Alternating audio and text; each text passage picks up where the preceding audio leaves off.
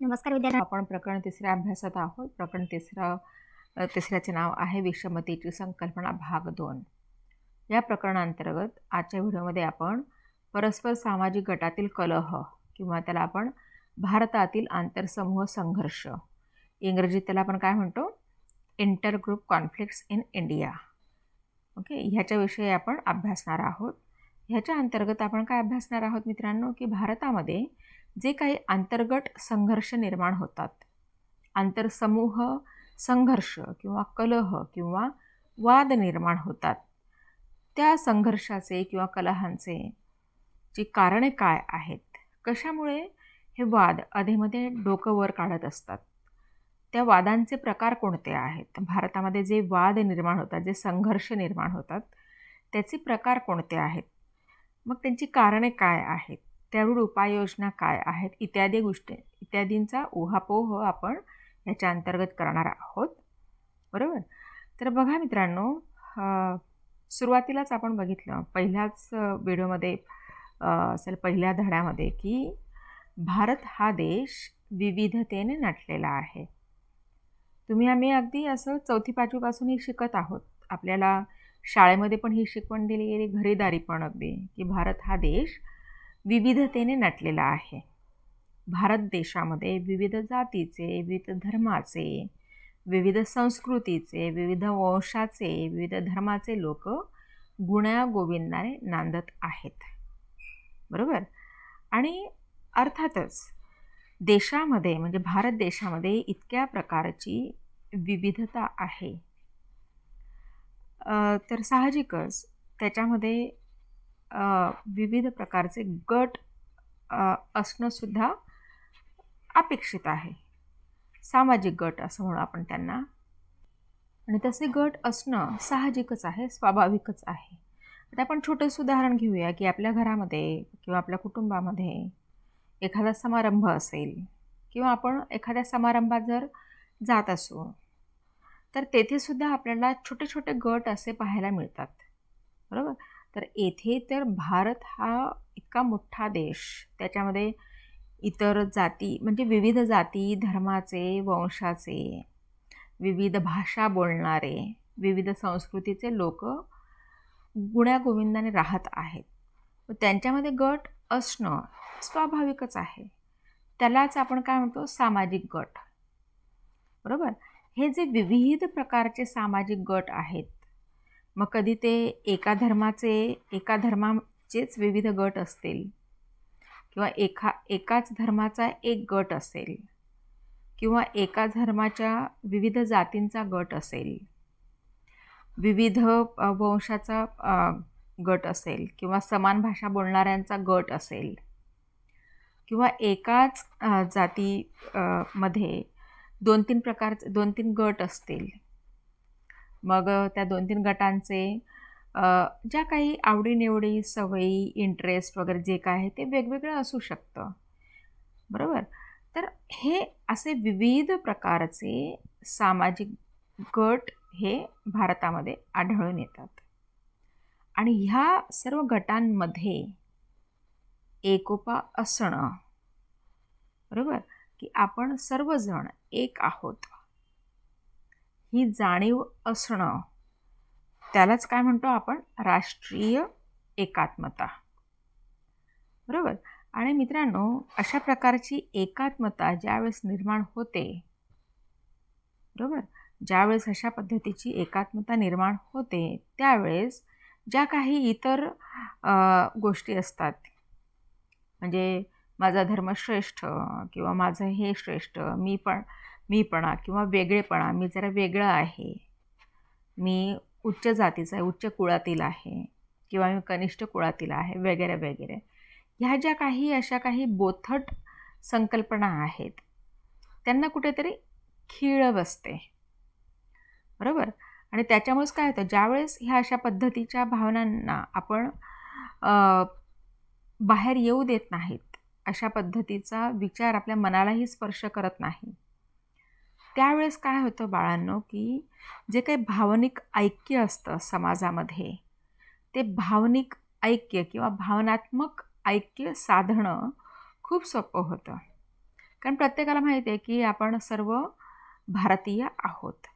ज्या वेळेस हा विचार मनात येतो आपल्या की आपण सर्व भारतीय आहोत, बरोबर, त्यावेळेस भावनात्मक ऐक्य साधणं खूप सोपं होतं.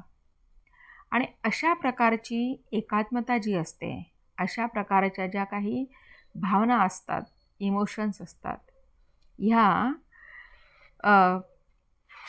राष्ट्राला सुरक्षित, सामर्थ्यवान आणि प्रगतिशील बनवण्यात मदत करतात, बरोबर. आणि बऱ्याचदा काय होतं की धर्म, भाषा, वंश, नंतर सांस्कृतिक परंपरा, राजकीय आकांक्षा ह्याविषयीच्या सुद्धा जनमानसामध्ये ज्या काही भावना असतात त्या समान असतात किंवा समान असायला हव्यात या समान असतात. आणि जो काही भौगोलिक सलगपणा असतो मित्रांनो, हे काय आहे, राष्ट्रीय एकात्मतेचे हे काय आहेत, घटक आहेत, बरोबर. राष्ट्रीय एकात्मतेचे घटक कोणते किंवा राष्ट्रीय एकात्मता साधण्यास भारतीय समाज कसा खंबीर आहे हे आपण वरील छोट्याशा प्रस्तावनेवरून आपण अभ्यासलं. मग आज म्हटलं बाळांनो की भारत हा देश विविधतेने नटलेला आहे, विविधतेत एकता आहे. हे भारताचं काय झालं, मुख्य वैशिष्ट्य झालं, बरोबर. म्हणजेच काय की भारतात विविध भाषा बोलणारे, विविध धर्माचे, विविध जातीचे, विविध वंशाचे, विविध संस्कृतीचे लोक राहतात. हे सर्व लोक विविध गटांमध्ये किंवा विविध समूहांमध्ये विभाजित झालेले आढळून येतात किंवा समूहात राहतात. आता उदाहरणार्थ एक विशिष्ट भाषा बोलणाऱ्या लोकांचा एक गट किंवा विशिष्ट धर्माच्या लोकांचा एक गट किंवा विशिष्ट वंशाच्या लोकांचा एक गट, अशा पद्धतीने विशिष्ट प्रांतातील लोकांचा एक गट, अशा पद्धतीने, बरोबर. एवढं सर्व असूनही सर्वांचा उद्देश काय असतो बाळांनो, तो एकच उद्देश असतो, तो म्हणजे आपण सर्व भारत या देशाचे नागरिक आहोत आणि आपणा सर्वांमध्ये एक बंधुभाव आहे आणि तो बंधुभाव आपल्याला जोपासायला हवा. त्यालाच आपण काय म्हणतो, देशप्रेम, बरोबर. जेव्हा आपण बंधुभाव व्यक्त करतो किंवा भारत देशातील सर्व लोक माझे बंधू आणि भगिनी आहेत, बरोबर, ज्यावेळेस आपण असं विचार करतो त्याचाच अर्थ काय की आपल्या मनामध्ये असणारे ते एक देशप्रेम आहे, बरोबर. तर बघा बाळांनो, एवढं सर्व असूनही भारतामध्ये बऱ्याचदा 2 गटांमध्ये 3 गटांमध्ये बऱ्याचदा कलह पेटत असतात, बरोबर. मग त्याची कारणंही वेगवेगळी असतात. कारणं काय असतात की एका गटाला वाटतं की आमचा गट किंवा आम्ही श्रेष्ठ, वाय या गटापेक्षा, झेड या गटापेक्षा आमचं जे काय आहे ते श्रेष्ठ, इतरांचं कनिष्ठ, अशा पद्धतीने. मग अशा वेळेस म्हणजे माझं श्रेष्ठत्व म्हणजे माझं तुझं करण्याच्या नादात बऱ्याचदा वाद विकोपाला जातात आणि त्याच्यातून वेगळ्या प्रकारचे संघर्ष निर्माण होतात. मागील एका लेक्चर मी आपल्याला सांगितलं की समान धर्म, त्या समान धर्माच्या अंतर्गत एक जात असते, कास्ट म्हणतो आपण त्याला. त्या एका जातीमध्ये सुद्धा स्तर असतात. त्या दोन्ही स्तरांमध्ये रोटीबेटी व्यवहार हे होत नाहीत. मग ह्याच्यामध्ये काय 2 गट निर्माण झाले की हा एक उच्च स्तराचा एक गट, हा निम्न स्तराचा एक गट, बरोबर. तर दोन्हींमध्ये काय होतं की रोटीबेटी व्यवहार हे होत नाहीत. बऱ्याचदा लव्ह मॅरेजेसची गोष्ट किंवा इंटरकास्ट मॅरेजेसची गोष्ट वेगळी आहे, बरोबर. तर अशा पद्धतीने मग असे जे गट निर्माण होतात, मग त्याच्या मागची कारणं ही अर्थातच वेगवेगळी असतात. तेथे श्रेष्ठता कनिष्ठता हा भाव निर्माण होतो. जेथे श्रेष्ठतेचा कनिष्ठतेचा भाव निर्माण होतो तेथे अर्थातच गट निर्माण होतात. आणि ज्यावेळेस तो भाव व्यक्त केला जातो एनकेन कारणाने, त्यावेळेस काय होतं की त्या दोन गटांमध्ये वाद निर्माण होण्यास सुरुवात होते. बरोबर. आता उदाहरणार्थ 10 जणांचा ग्रुप आहे, त्याच्यामध्ये 10 जणांच्या ग्रुपमध्ये 3 जे असतील 3 धर्माचे लोक असतील किंवा 2 धर्माचे लोक असतील त्या 10 जणांच्या गटामध्ये, आणि त्यांच्यामध्ये समजा धर्माच्या नावावरून धर्माच्या कारणावरून जर त्यांच्यामध्ये कलह निर्माण झाला, तर तो जो एक गट असतो की ज्यांच्यामध्ये खूप प्रेम असतं, मैत्री असते, आपुलकी असते, मग त्या गटाचे विभाजन होते. मग एक एक्स गट होतो, वाय गट होतो. बरोबर.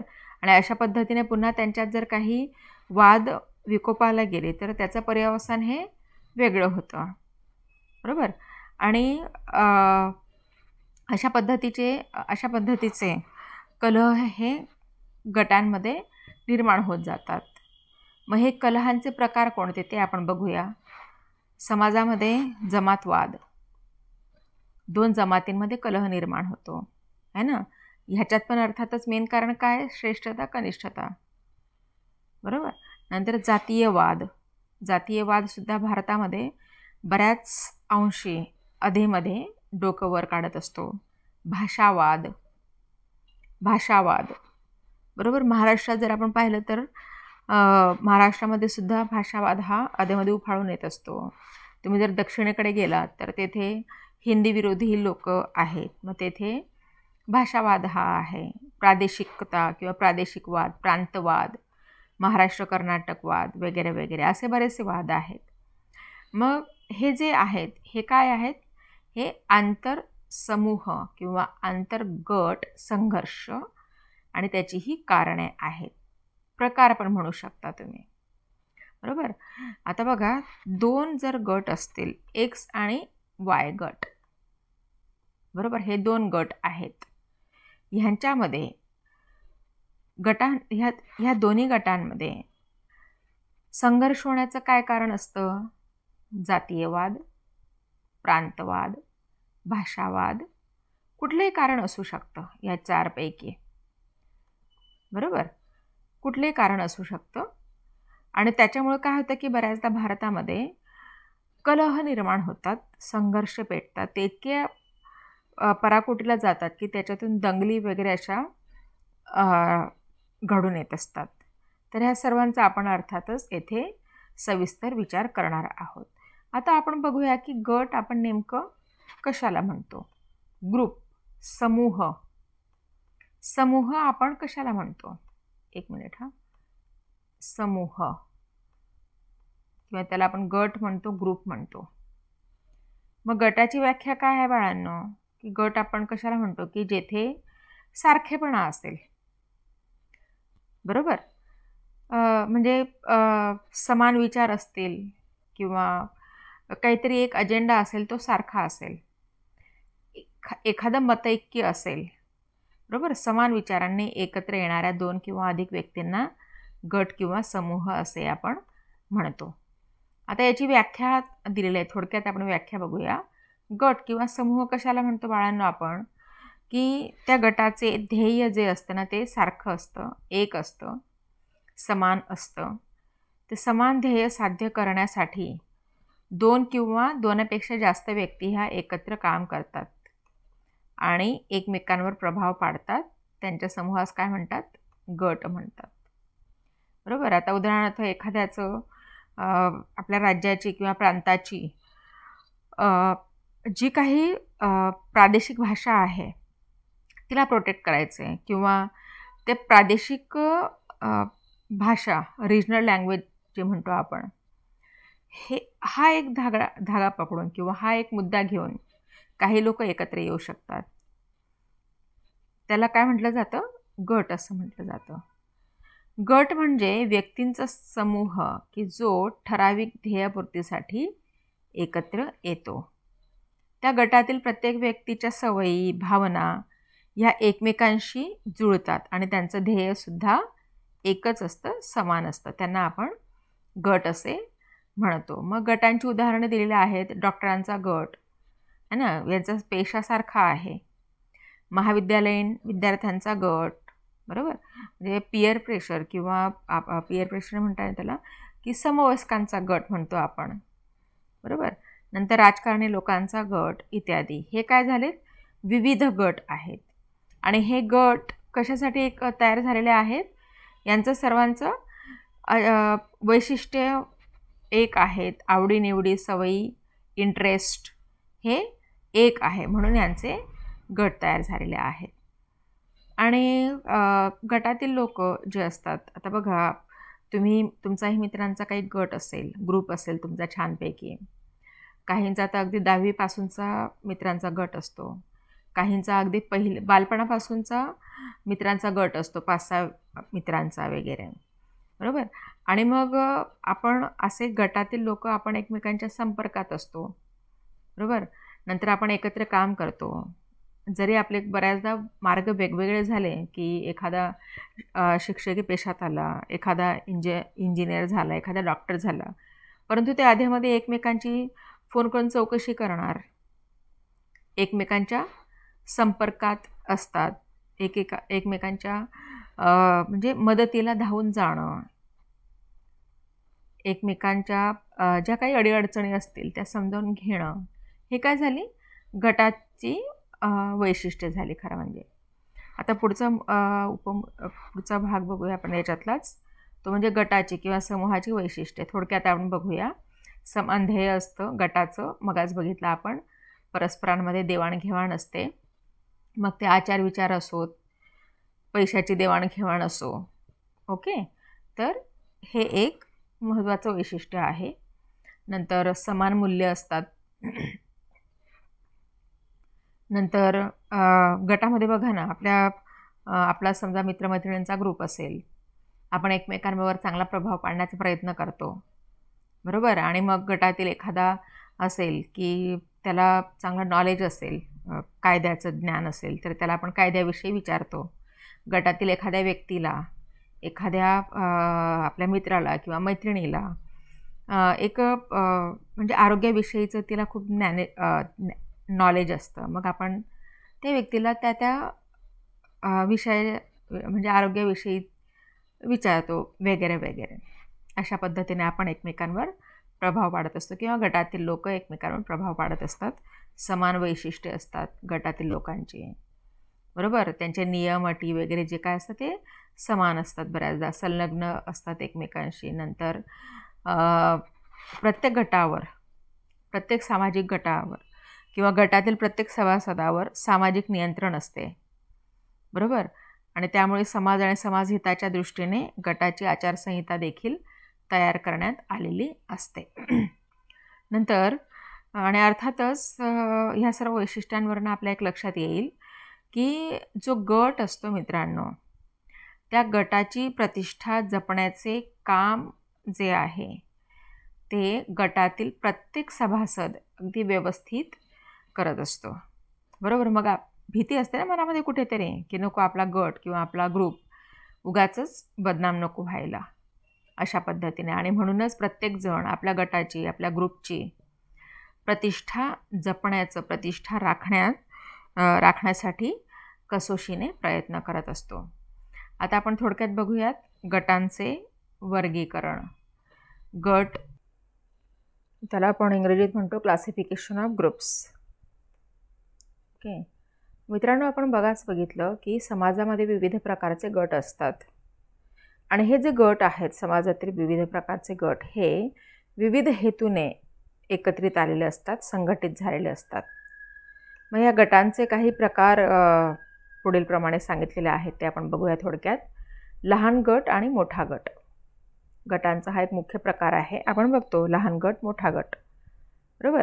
आता हा प्रकार कसा ठरतो बघा मित्रांनो, गटामध्ये सभासदांची संख्या किती आहे त्यानुसार लहान गट आहे की मोठा गट आहे हे ठरत असतं, बरोबर. नंतर प्राथमिक आणि दुय्यम गट. आता आपण जर विचार केला तर प्राथमिक गट जो असतो तो लहान गट असतो किंवा त्या गटामध्ये कमी सभासद असतात, कमी मेंबर्स असतात. आता उदाहरणार्थ कुटुंब हे काय आहे मित्रांनो? प्राथमिक गटाचं एक उदाहरण आहे. आणि कुटुंबातील बघा ना, जेवढेही सभासद असतात त्यांचे ध्येय, उद्दिष्ट, वागणूक, आवड ह्या बऱ्याच अंशी समान असतात, बरोबर. आणि अशा प्रकारचे अनेक प्राथमिक गट एकत्र येऊन एक दुय्यम गट तयार होतो. म्हणजेच काय की अशा प्रकारचे अनेक कुटुंब एकत्र येऊन एक दुय्यम गट तयार होतो आणि जो दुय्यम गट तयार झालेला असतो त्याची संख्या अर्थातच सभासदांची संख्या मोठ्या प्रमाणावर असते. आणि म्हणून काय होतं बाळांनो की सभासदांची संख्या वाढल्यामुळे त्या गटामध्ये जे काही मेंबर्स असतात, जे काही सभासद असतात त्यांचं ध्येय, उद्दिष्ट अनेकदा वेगवेगळे असतात, वेगवेगळी होऊ शकतात. जे काही मते असतात, मतांतरे असतात त्यांच्यामध्ये. नंतर तिसरा प्रकार आहे गटांचा, तो म्हणजे औपचारिक आणि अनौपचारिक गट. आता औपचारिक गट कशाला म्हणतात आणि अनौपचारिक गट कशाला म्हणतात ते आपण बघूया. बघा बाळांनो, काही गट असे असतात की ज्यांना ठराविक कामाची पूर्तता करायची असते, बरोबर, किंवा विशिष्ट ध्येय त्यांना साध्य करायचं असतं.